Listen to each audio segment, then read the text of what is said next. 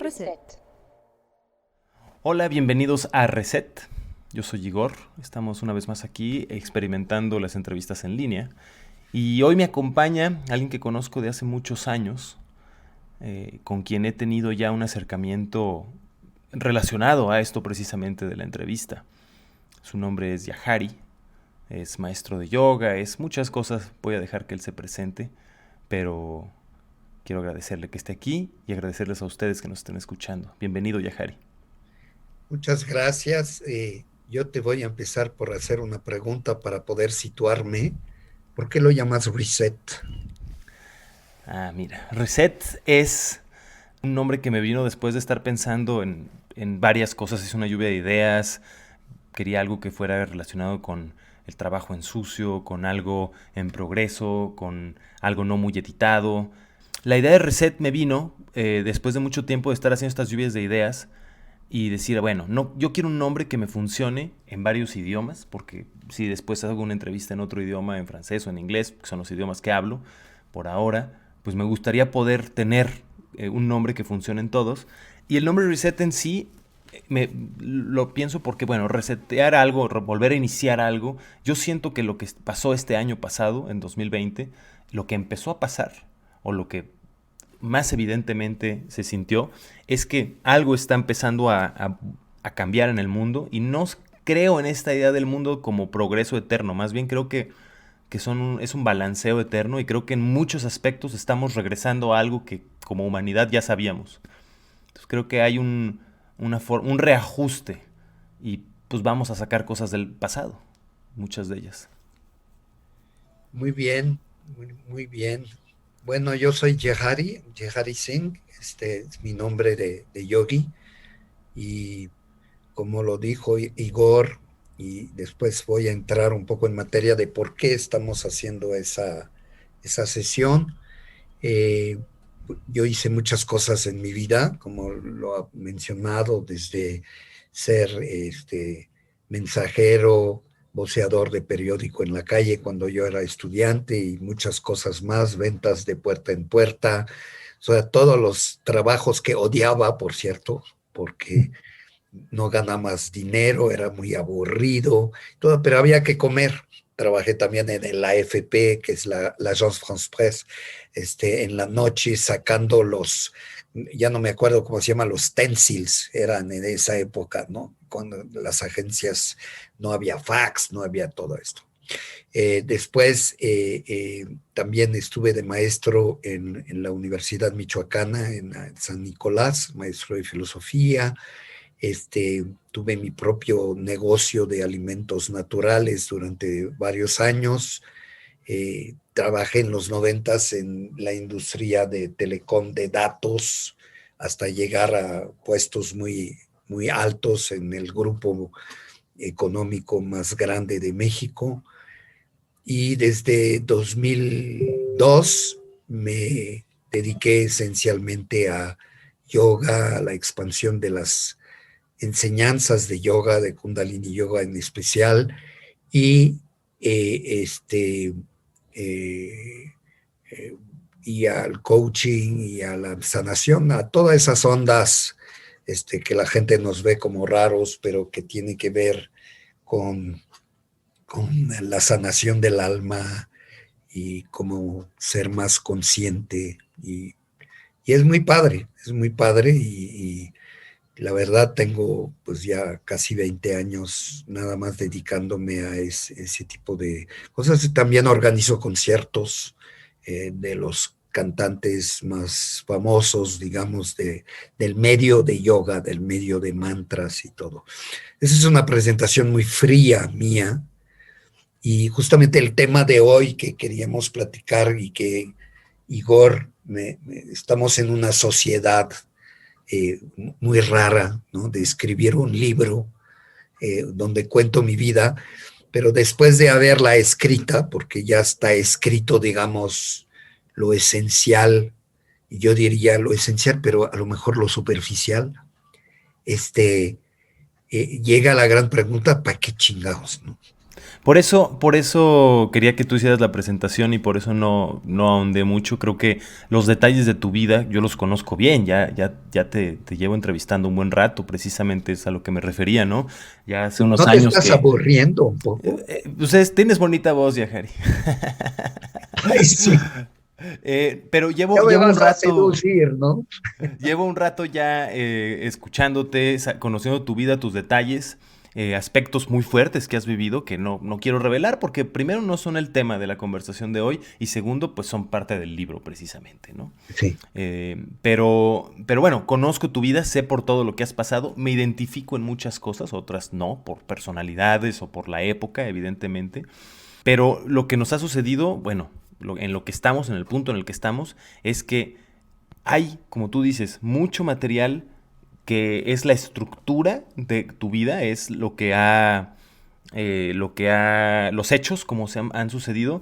La parte que falta es quizá la carnita de la interpretación, la carnita de la visión del proceso interior tuyo, que es obviamente algo que a mí como ser externo me cuesta acceder. Entonces, por eso, aparte de que considero que eres una persona interesante, me gustaba mucho la idea de invitarte hoy a que platicáramos de ese proceso mismo, el proceso de narrar tu vida, de exponerte, de encontrarle el sentido a todas esas experiencias, porque efectivamente, como tú dices, has hecho un trabajo espiritual que inevitablemente te lleva a la conclusión de que como individuo, pues uno nada más es eso, es un pedacito de existencia. Pero por otro lado, supongo que las ganas de contar tu vida tienen que ver con un deseo, es mi interpretación, tú me dirás si está bien o está mal, tienen que ver con un deseo de contribuir a algo, ¿no? Sí, hay una parte justamente en ese proceso donde para explicar un poco también más a la gente, me cuesta mucho escribir, hablo, puedo hablar horas y siempre me gustan las conversaciones. De hecho, tengo un programa que se llama Conversaciones hacia un mundo mejor, todos los miércoles a las 7 con todo tipo de personas.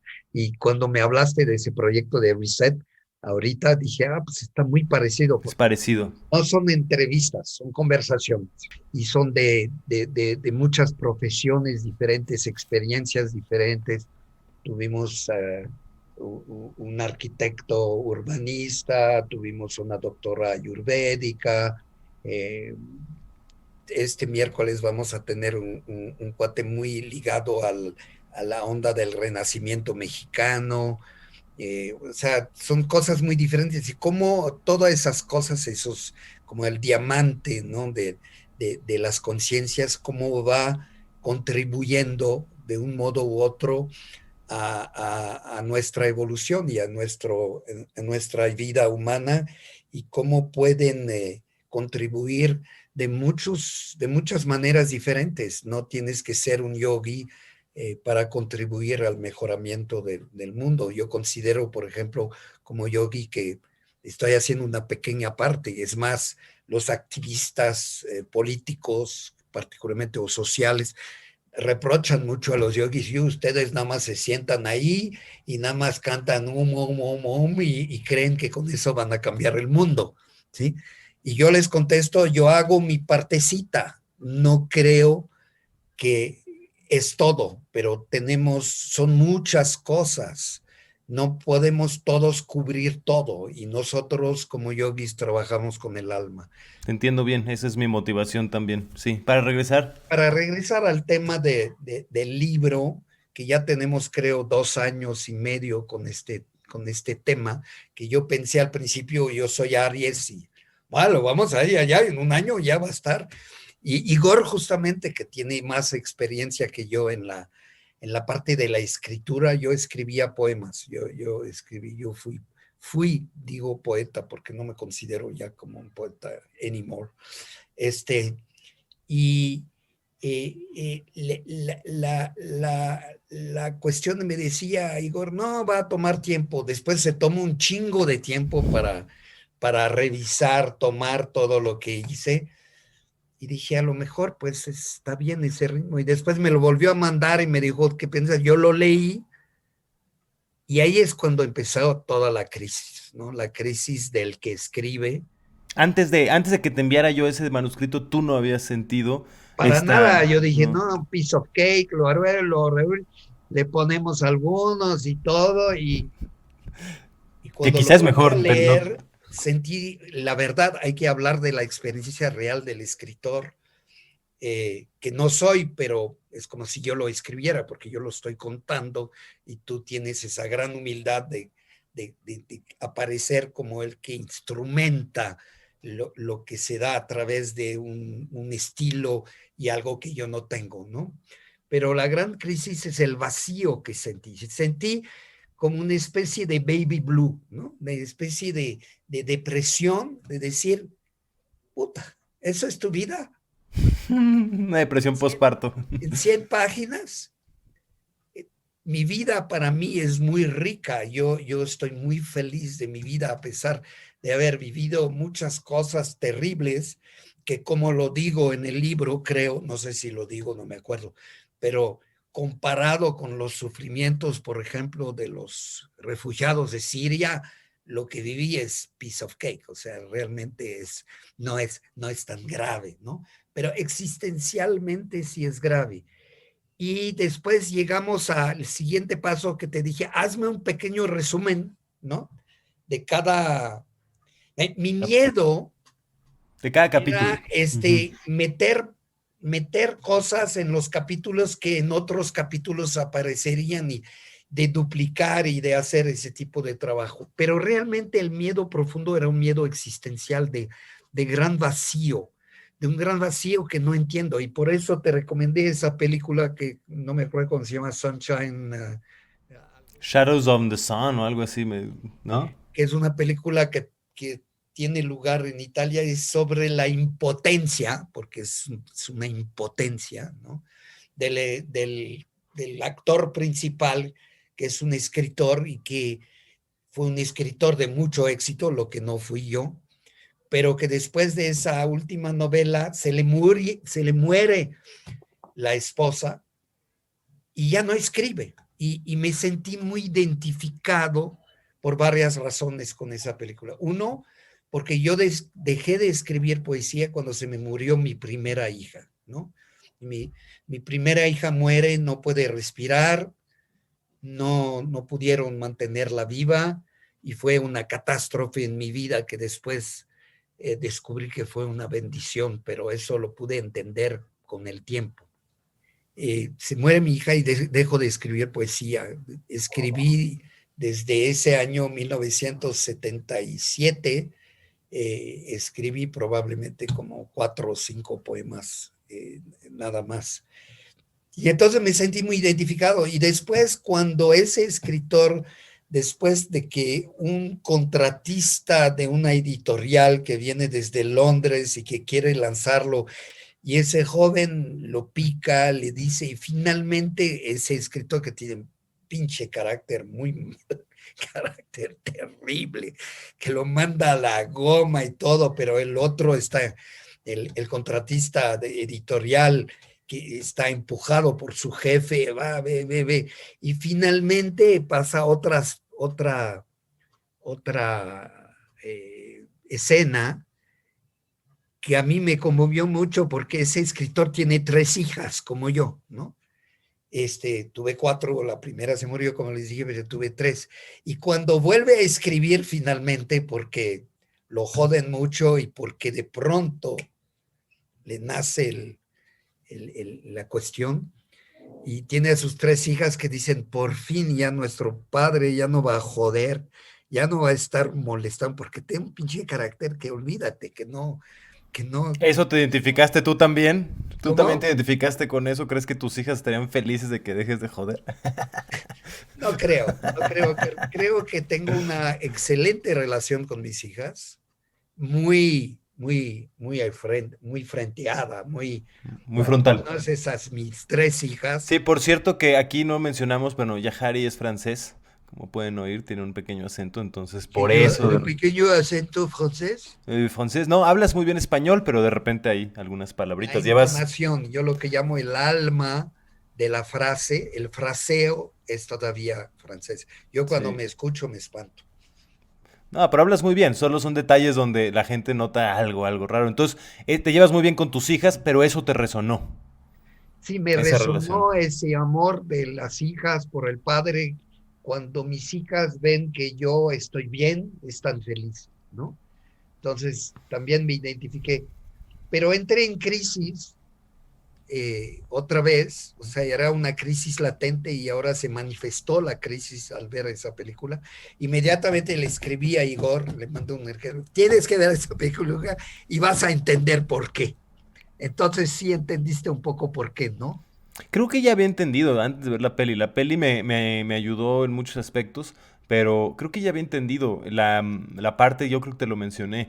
Entiendo que la vida de uno tiene un sentido para uno, uno se construye el sentido. Y precisamente creo que lo que tú haces de entrevistas tiene que ver con lo que yo hago, es encontrar esas parcelas de verdad que son las que en realidad componen al mundo, no son los metarrelatos, son las pequeñas verdades de cada individuo que tenemos que aprender El caos de todas esas pequeñas... y que es la similaritud en la diferencia, ¿no? Es la similaritud en la diferencia. Somos todos iguales en nuestras diferencias, ¿no? Entonces, entiendo que cada quien tiene su pequeño pedazo de verdad y que cuando sacas tu verdad y la expones, de alguna manera la pierdes un poquito. Pierdes un poquito tú el control sobre tu interpretación, sobre la validez o la pertinencia de cosas que para ti son muy profundas y significativas. Y entendí que por ahí iba, pero también hay partes de tu relato que sí me parecen pues muy interesantes, muy pertinentes. No para todos, siempre hay un público, ¿no? Pero hay un elemento importante, bueno, hay varios elementos importantes que ya los hemos platicado, pero los quiero nombrar aquí. El primero es que eres extranjero y vives en otro país. Se me hace siempre que un extranjero tiene un punto de vista muy interesante en cualquier circunstancia, tanto del país que dejó como del país al que llega y por lo mismo, pues de casi todas las culturas. Luego, has hecho un montón de profesiones distintas, tu trabajo en telecomunicaciones, en internet, o sea, eres un poquito un camaleón en la sociedad, has estado en muchas asociaciones y ese es otro punto, eres una mezcla entre un ser muy individualista y un ser que trabaja en grupos o que siempre ha intentado estar en grupos a pesar de tu naturaleza un poquito. Y tercero es que tú te metiste mucho al yoga y no solo al yoga, te metiste mucho al psiquismo, a la versión occidental del psiquismo. De hecho, tienes turbante, tienes barba, o sea, esas son el tipo de cosas que marcan una vida.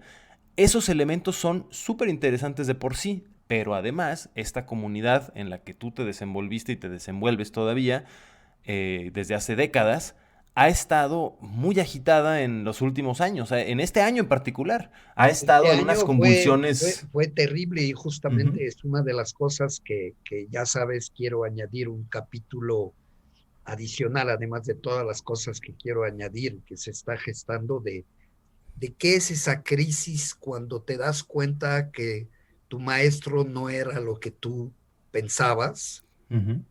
y descubrir por otro lado, bueno, para la gente que no me conoce y que no conoce el Kundalini Yoga, yo soy parte de una comunidad de maestros de Kundalini Yoga, de practicantes de Kundalini Yoga, de gentes que practican, y algunos de ellos son Sikhs.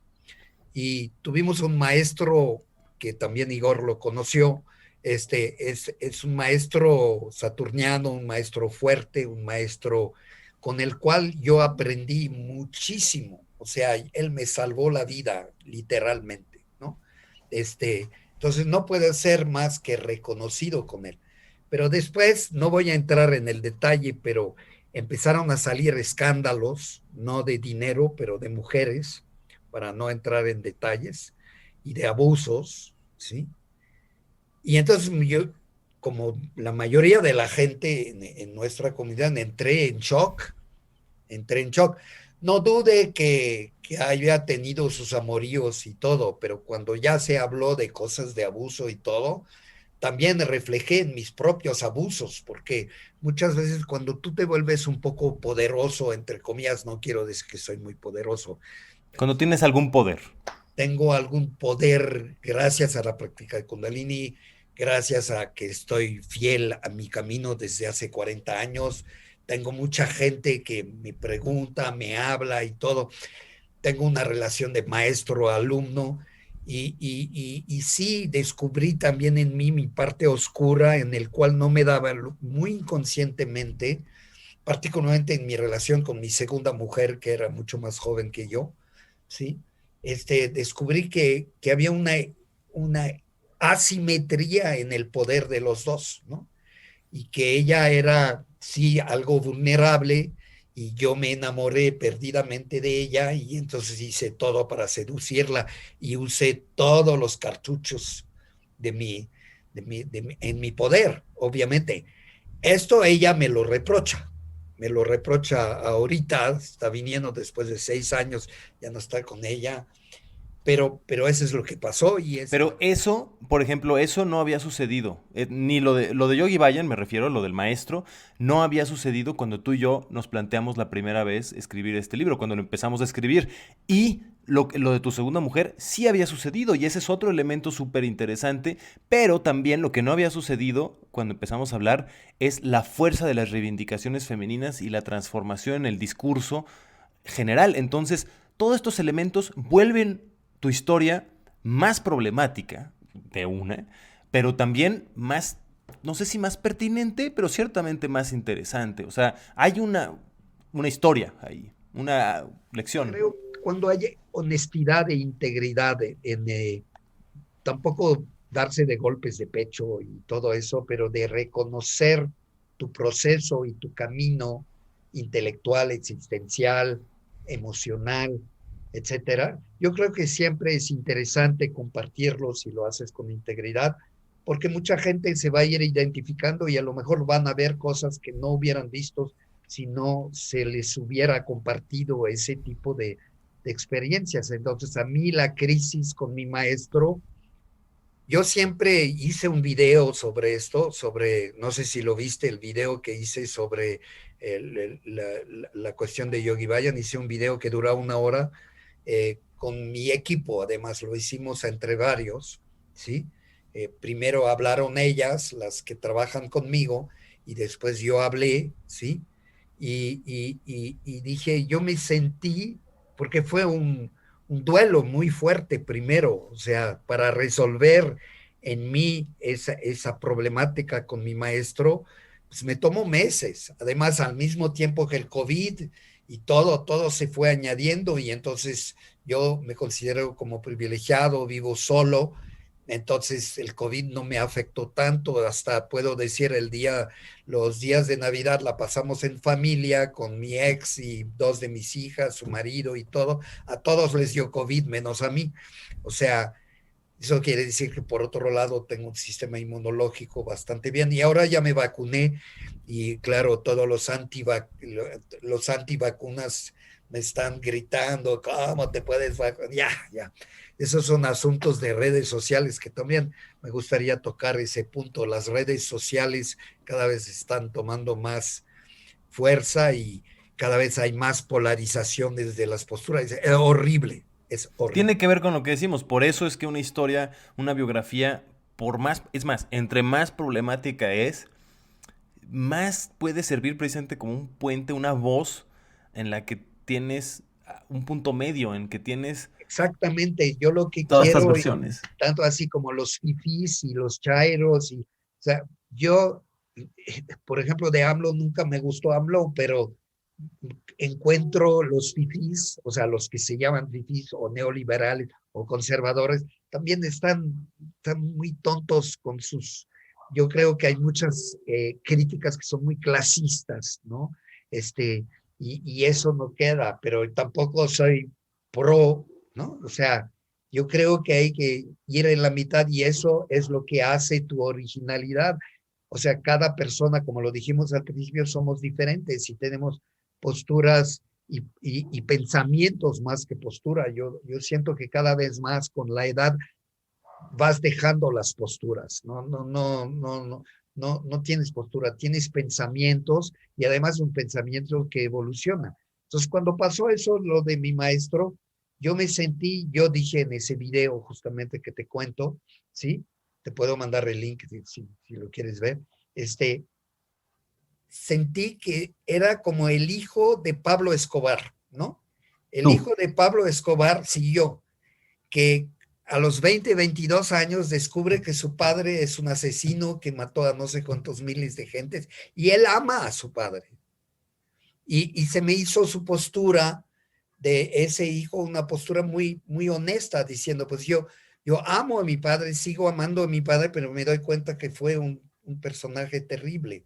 Y a mí me entró esa cuestión así de cómo pude, pero después llegué a la mitad del camino, a la mitad del proceso, en medio, ¿no? De decir, yo aprendí un chingo con mi maestro, yo aprendí tantas cosas que me sirven y que además no me sirven nada más a mí, sirven a mucha gente que estoy atendiendo y todo, que son cosas muy buenas.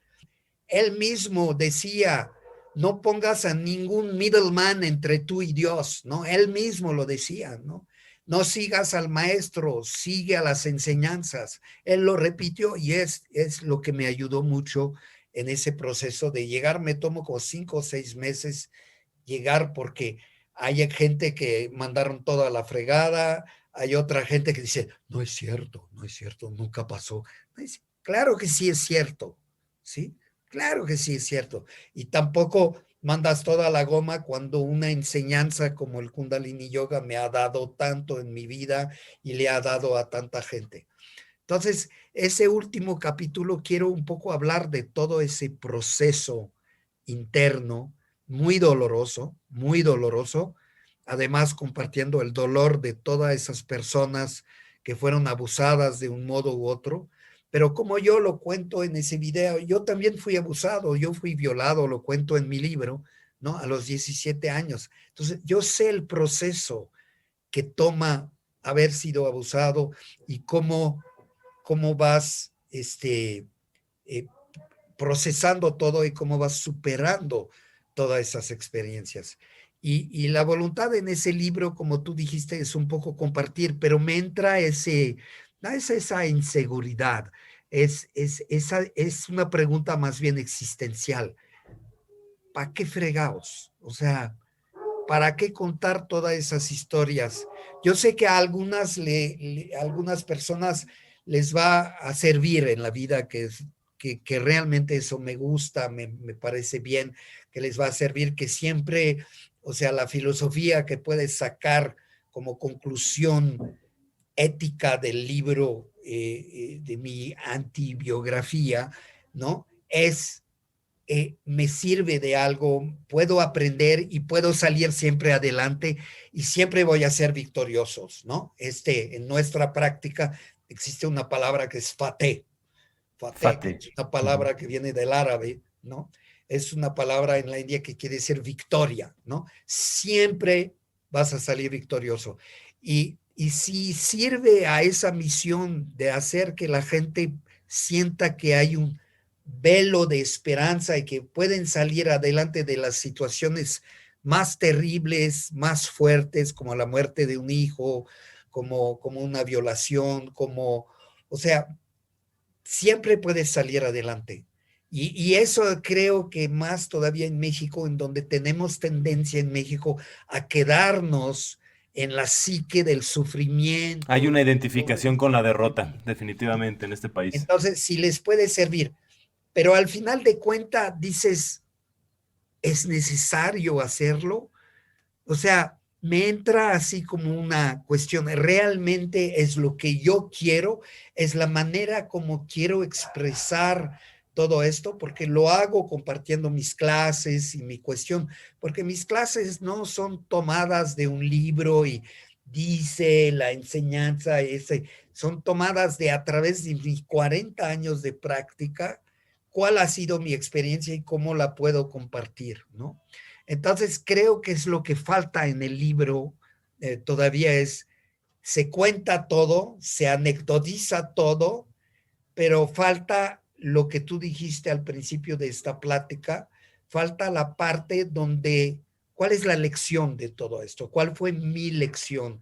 ¿Qué aprendí de esto y qué pueden aprender los demás? Como la parte un poco más, yo diría, filosófica o la parte más de autorreflexión, de reflexión sobre todos esos hechos, ¿no? Se cuenta el hecho, pero no se cuenta lo que hay alrededor de esto y que pueda servir. No sé qué piensas tú de esto.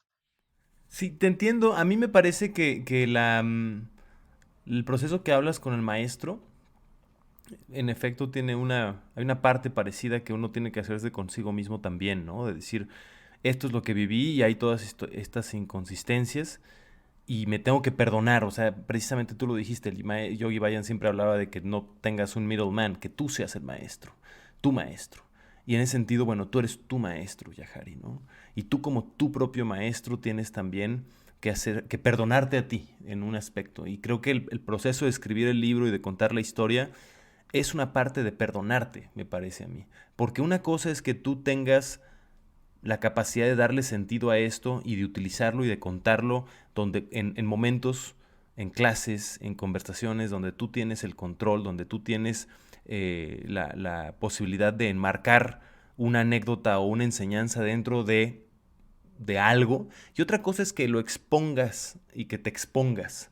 Y Eso es ahí... lo que a lo mejor me da exponerme, a lo mejor es algo que me da ñañaras, ¿sí? O sea, me expongo cuando hablo porque estoy, como tú dices, en un espacio safe, ¿no? Que es el espacio de mis clases, el espacio a veces hay gentes pues que saltan y que salen de la clase. Me ha pasado 2, 3 veces en los 40 años, ¿no? Pero es un espacio safe, ¿no? Un espacio seguro, ¿no? Y a lo mejor escribir un libro, cuando tú terminas el libro y ya lo publicas, ya no es tuyo, es del Ujú, lector, ujú. ¿sí?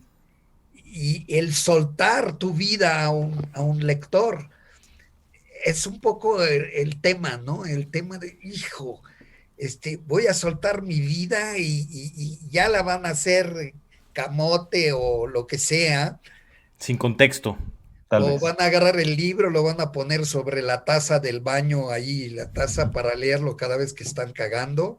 O sea, eso van a hacer de mi vida tan preciada, mi vida, mi cuestión. Oh.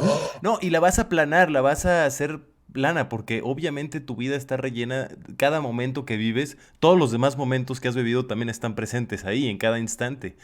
Pero cuando tú cuentas algo a fuerzas, tienes que elegir qué nombras y qué no, qué va primero y qué va después. Y entonces lo vuelves plano, chiquito, superficial, ¿no?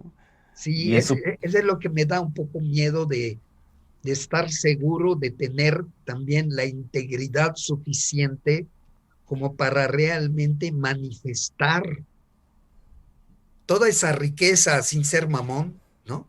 Esa riqueza de uno en la vida, ¿no? Porque la vida es rica, está Ujú. llena de cosas, de experiencias, de aprendizajes, de momentos de amor, de momentos de iluminación, de momentos maravillosos, ¿sí? Y tampoco quieres compartir, ay, la vida es maravillosa, todo es increíble, ay, ay, ay, que somos todos felices y happy end, o sea, el modelo americano, ¿no? ¡Qué Claro. hueva!, ¿no? O sea, la vida es mucho más llena de altibajos, de cosas muy intensas, de cosas menos intensas, de cosas aburridas también, que es muy difícil compartir algo aburrido, porque vas a aburrir al lector.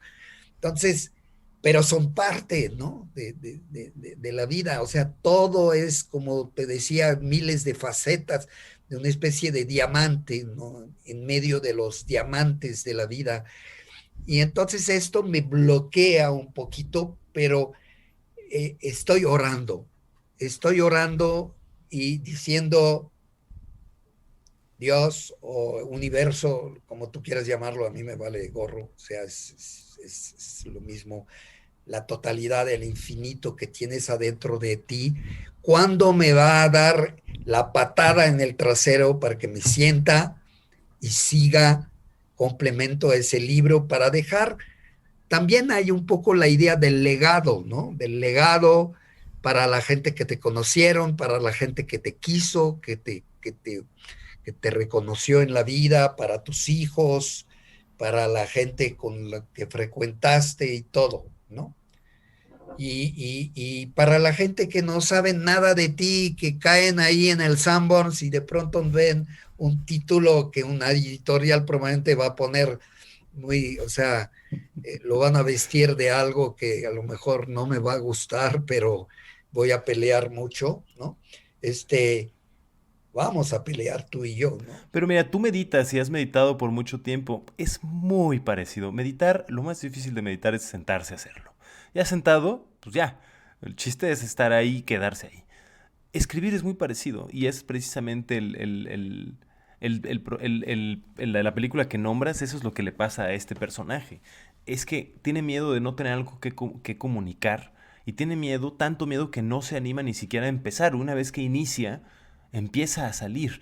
Lo Primero viste, pura... tiene que ver con el cuarto de su esposa muerta que no lo tocó para nada y cuando finalmente se decide a sentarse en el escritorio que está ahí en el cuarto que tenía con su esposa y todo, es cuando empieza chiqui, chiqui, chiqui, además con máquina de escribir, muy mañoso, ¿no? Pero digo, el proceso de ir sacando, evidentemente no todo lo que sale son joyas, no todo es pertinente, no todo está estructurado, pero el ir sacando va ordenando forzosamente. Se lo digo a muchas personas, se lo digo a mi padre también, que también tiene un proyecto de escribir frustrado. Él no quiere escribir su biografía, él quiere escribir un libro sobre su empresa, su experiencia como empresario, pensando en los otros empresarios que les pueda servir, digamos. Pequeños Pero empresarios. pequeños empresarios, sí, empresario precisamente, el olvidado, no el dueño de Bimbo, ¿no? Y el que nadie sabe qué onda con él. Ajá, es el que paga todos los impuestos. Y, y, y él le pasa igual y lo veo a muchas personas, es lo mismo. Y el proceso, y en mi misma experiencia, el proceso de sentarte y hacer algo, sentarte Y hay un lado de la y parte que te salga mal. y que te Ese salga pa- mal y que tienes que esa parte. volverla a hacer y todo. Pero yo leí, no me acuerdo qué escritor que decía al principio cuando empecé a escribir, como lo quería hacer todo perfecto, corregía y corregía. Decía, no, no, no corrijas nada. Escribe, escribe, escribe, escribe, escribe y después regresas. Pero si no, nunca acabas. O sea, Bueno, te dije que, creo que esa frase me suena a la de Hemingway, ¿no? De escribe ebrio y edita sobrio. Y también te dije que pienso en este libro, te lo había comentado, este libro de Villa Matas, este escritor catalán que tiene un libro que se llama Bartleby y compañía, que es un libro sobre todos los escritores que dejaron de escribir o que nunca escribieron, las dos, o sea, de gente que tuvo este impulso y la verdad es que tiene algo que ver con, pues sí, con el miedo y es un miedo con el ego, a no ser pertinente, a no ser suficiente, a que le dediques tiempo a algo que no va a y servir, a a que te regarla. juzguen. Finalmente es un miedo a regarla. Ujú. Al final de cuenta y al final pero es un miedo real y eso es lo que quería compartir en esa charla contigo, la existencia de ese miedo, porque no se habla, por eso me gustó esa película, Sunrise, no sé qué, o algo en Toscana también en español se llama, no sé qué. Shadow in the Sun o algo así, ¿no? Bueno, no sé. ¿Cómo? Shadow in the Sun, algo Shadow in así. the Sun, tienes, no es Sí. Sunrise. Shadow in the Sun, la Ajá. sombra en el sol, pero en español le pusieron algo en toscano. Shadows in the Sun. Pero yo quería compartir y ese, esa, ese sufrimiento, porque al final de cuentas te hace sufrir de manera muy existencial, ¿sí? Este, que es real y que existe y que poca gente en realidad habla, pero yo veo un escritor como Rilke, un gran escritor, Raina María Rilke, empezó a escribir a los 47 años, Ujú, 48. O sea, ujú. no había escrito antes. Había vivido esa cuestión años de querer escribir y no, y no, y no, hasta que se lanzó y ya escribió las cosas más maravillosas del mundo. Entonces, esa experiencia es real, ¿no? Esa impotencia de expresar y es como echarse a la alberca fría, ¿no?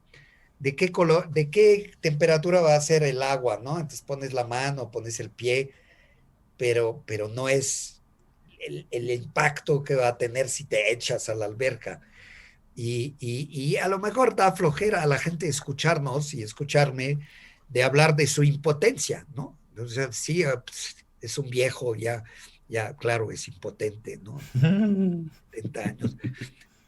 Que lo piensen, está bien, todo lo que se puede pensar es correcto, pero lo que quiero compartir con la gente que también el observar ese proceso es maravilloso, o sea, darte cuenta porque es un proceso de tu conciencia. Entonces, todos los procesos, cuando se observan, tienen una belleza intrínseca, Intrínseca.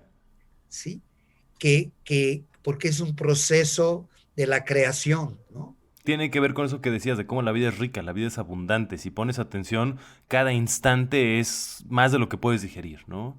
Y los procesos, por más duros que sean, por más trabajosos que sean, hay más información de la que tienes capacidad de transmitir a veces, ¿no? Es fantástica, es fantástica. Es platicar un poco de esto, pero se va a poner el huevo. Yo creo que escuchándote hablar ahorita, me haces, vuelvo al libro de Villamatas, que habla de su proceso de escribir el libro de escritores que no escriben. O sea, él habla de los escritores y al mismo tiempo te habla de él escribiendo sobre estos escritores. Entonces, creo que ese es el secreto un poco aquí, es asumir no asumir, perdón, reconocer el proceso mismo de escribir y ese proceso tiene que ser quizá la columna vertebral, tal vez no, pero la esencia, el centro de la historia que cuentes de tu vida. O sea, ¿qué está causándote escribir tu vida? ¿Qué te está generando? ¿Qué te está moviendo? Y luego todas las anécdotas solitas salen, se acomodan, encuentran su lugar y adquieren todavía más fuerza porque las estás ligando a un sentimiento real y a un momento real de tu persona, ¿no? Quizá por ahí va la cosa. Pues sí, creo que a lo mejor estoy esperando que la montaña venga hacia mí, la montaña del escribir, pero sé que va a venir, sé que va a venir, que va a haber una explosión, porque mi vida fue una serie de explosiones, ¿no? De iluminaciones pasajeras, y con la edad esa iluminación se fue asentando, ¿no? Se fue calmando.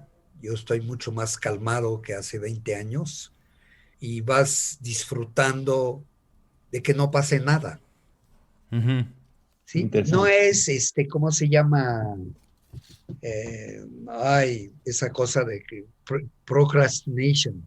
No es procrastination, es el, el gusto de estar, gracias a la meditación, conectado con la quietud del ser interno, de la profundidad del ser. Y cuando tienes esa experiencia, dices, ¿para qué voy a escribir? ¿Para qué? Tu mente empieza a sabotear tus ideas creativas, porque también la meditación te pone en un tal estado de satisfacción y de plenitud, no siempre, porque es un proceso también, ¿sí? Pero muchas veces dices, ¿para qué? O sea, Sí, sí, no, puedo eso dar es 50,000 ideas, 50,000. Mi mente te puede decir, te puedo hablar durante una hora de por qué hay que escribir, pero hoy era de por qué no se logra escribir. Mira, me gusta mucho, por ejemplo, jugar frisbee con mi papá y los dos somos suficientemente buenos que nos podríamos mandar el frisbee a la mano perfectamente. Pero si hiciéramos eso, y sí, yo le mando el frisbee, él lo cacha, él me manda el frisbee, él lo cacho y nadie se mueve de su lugar. Pero si hiciéramos eso, nos aburriríamos. Entonces nos lo mandamos pues una curva, un poco más alto, córrele para allá, y a veces se nos cae, a veces nos sale muy bien y a veces no, porque precisamente esa es la vida, es para, pues a eso veniste, a Y de divertirte, a pronto te vivir, mueres ¿no? de la risa y ni sabes Sí, por qué, pero pues sí. llegó, ¿no? Entonces, un poco ahí, o sea, ¿para qué escribir? Si nos vamos a la esencia, para nada, ¿no? Todo se acaba, todo se termina, todo ya se terminó en otra dimensión paralela y vuelve a empezar, reset precisamente. No tiene sentido más allá, no le vas a encontrar un sentido filosófico, pero si tú con toda tu meditación y todos tus años de trabajo tienes esa paz, pero al mismo tiempo abajo ese burbujeo y esa inquietud no se te apaga, yo sí siento que Algo bueno tiene que salir. es un frisbee en curva que tienes que aventar, digamos.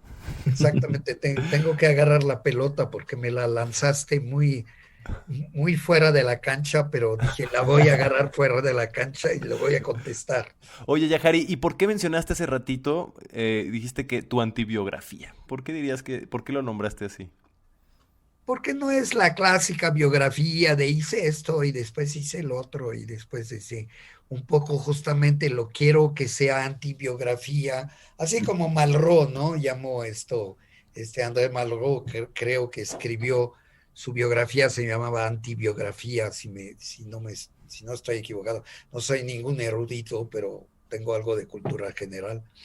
Este, Antibiografía porque justamente quiero meterle adentro toda la parte procesal de la impotencia, de qué ha pasado, cuál fue mi relación con mi maestro, cuál fue descubrir, por ejemplo, y yo vengo de proveniencia anarquista, ¿no? O sea, políticamente hablando, se me ha quitado ya con la edad y todo bastante y con la práctica del yoga y todo, pero me queda ese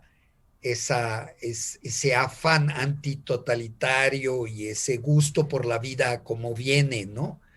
Entonces, eh, eh, eh, compartir cosas así tan ordenadas de pronto como que hay algo que no todavía tiene que explotar Te da ñáñaras. y jaillir, como se dice en francés, no sé, Ujú. jaillir de la potencia creativa, Emerger, sí. ¿sí? Emerger, pero jaillir es emerger como un geyser, ¿no? Como geysers, sí, con fuerza y destrucción casi, Y sí. siento que se va a dar, se va a dar, se va a dar porque hay tiene que volverse una necesidad para que realmente lo puedas hacer bien y que no sea algo superficial, ¿no? Lo que quería decir hace rato de la comunidad, lo que fue bastante terrible para mí, justamente cuando me fui del anarquista, se me fue la onda, y como con esa tradición libertaria que tengo en mi ser, descubrir este año que mucha gente de mi comunidad tiene un comportamiento sectario, ¿no? Y de pronto descubrir que a lo mejor mi grupo, mi comunidad de yoga eran una secta, a mí me tronó todavía más que lo del maestro, porque yo no puedo alinearme, yo no, nunca me alineé. Por eso en mi comunidad fui muy criticado por no decir cosas más fuertes, ¿sí? Porque yo nunca me alineé. No, no soy tipo de persona a alinearme porque te dicen que es esto.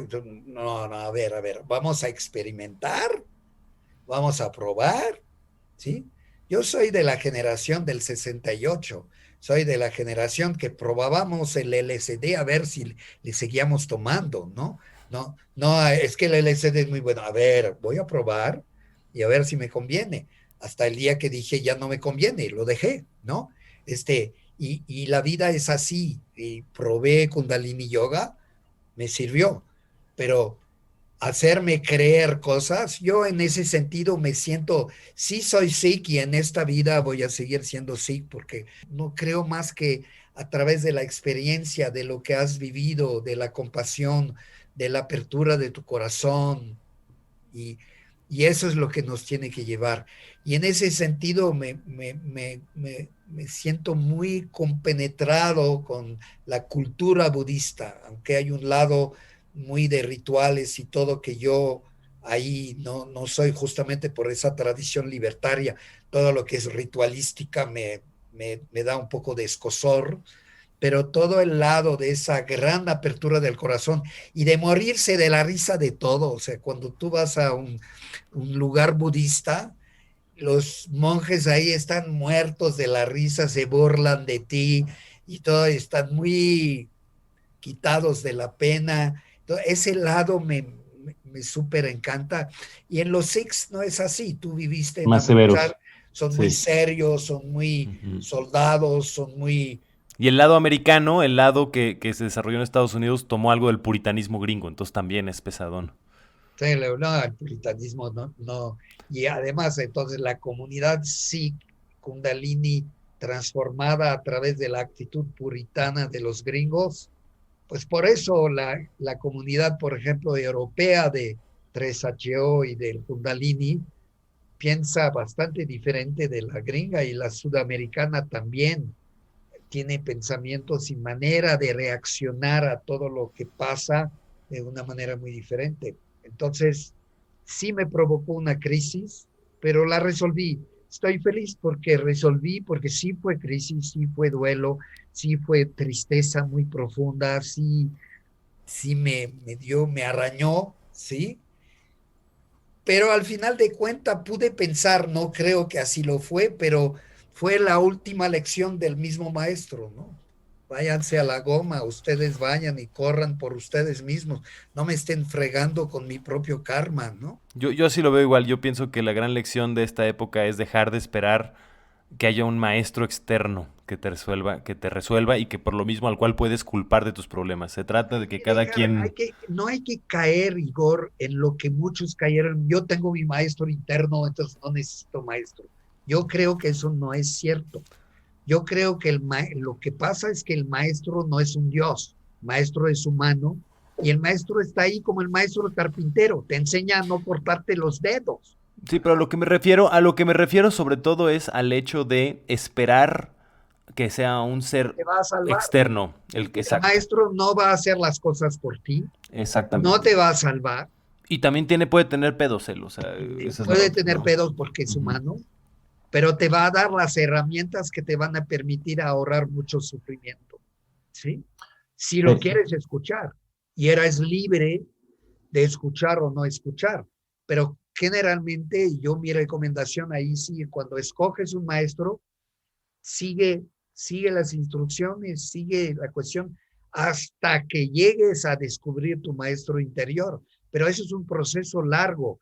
Yo cuando veo a esos jóvenes de 28, yo tengo mi maestro interior, yo hago, y realmente están ahí picando aquí para allá y haciendo, y no realmente están entrando a un camino espiritual y realmente con todo lo que significa y tienen que observarse. Es como esos coaches de 25, 30 años, me dan risa, o sea, ¿qué me vas a coachear? Con 70,000 seguidores en Instagram. No, sí, con 70,000, me vale madre, pueden tener hasta 1 millón, ¿no? Pero me da risa. Mm. Es imposible, no es posible. Yo no digo que el hecho de ser más grande, más viejito como yo, te da la cualidad de un coach. Es una cualidad, es algo que aprendes y todo, pero tienes que tener algo de experiencia. Jovencito que te viene hoy, yo doy coach ontológico, yo doy coach, no sé qué madre. A mí me preguntan así a veces los clubes de coach, ¿y tú dónde te certificaste como coach? Y yo les contesto, en la calle. Oye, Yahari, creo que aquí ya bajamos dos, tres cosas importantes entonces para tu proceso, que espero que se complete, de escritura de tu antibiografía. Una es asumir el proceso mismo. Esa me parece importante. Y la segunda es esa ligereza budista, es ese humor que creo que también es muy importante. Que tengas capacidad de reírte de ti mismo. Eso es Exactamente. lo más importante. Eso. Así Toma en que serio lo que haces y a ti no te tomes en serio. exacto, exacto. Pues me encanta, te agradezco mucho esta conversación, mucho, mucho. Estás ahí en las redes como Yahari Singh, ¿verdad? Sí. Ahora, tú compartes tus cuestiones, tus reset, los compartes en Facebook. Sí, los posteo en Facebook también, te puedo postear ahí. Me encantaría que me compartieras en Jehari Singh, ¿sí?